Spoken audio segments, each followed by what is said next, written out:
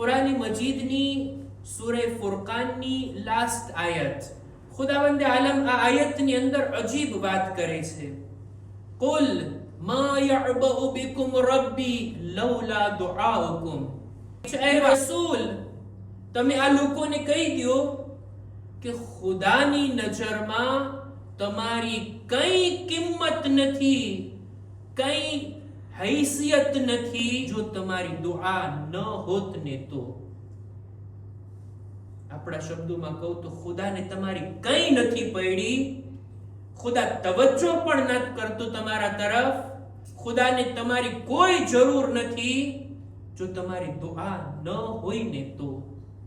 આ દુઆ છે કે જે ખુદાની રહેમતોને આપણા તરફ ખેંચીને લાવે છે, ખુદાની તવજ્જોને આપણી તરફ ખેંચે છે. આ દુઆ છે, આ પુકારવું છે, ખુદાને યાદ કરવું છે, ખુદાથી તલબ કરવું છે. આયતનું મફહૂમ ઈ થાય, એનો મતલબ ઈ થાય કે જો તમે દુઆ કરો છો ને ઈ તમારી કિંમતને વધારે છે ખુદાની નજરમાં. તમારા માન, ઇજ્જત, ઇકરામને વધારે છે ખુદાની નજરમાં. અને આ પણ અજીબ વાત છે.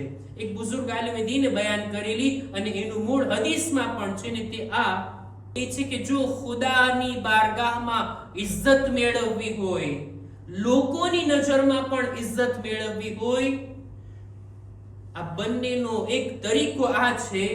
ખુદા પાસેથી ઇજ્જત મેળવવી હોય તો ખુદા સામે હાથ ફેલાવીને માંગવામાં આવે, લોકોની પાસે ઇજ્જત મેળવવી હોય તો લોકો પાસે હાથ ફેલાવીને ન માંગવામાં આવે. લોકો પાસેથી માંગવામાં ઇજ્જત નથી, પણ ખુદા પાસેથી માંગવામાં ઇજ્જત છે, આપણી કિંમત વધે છે.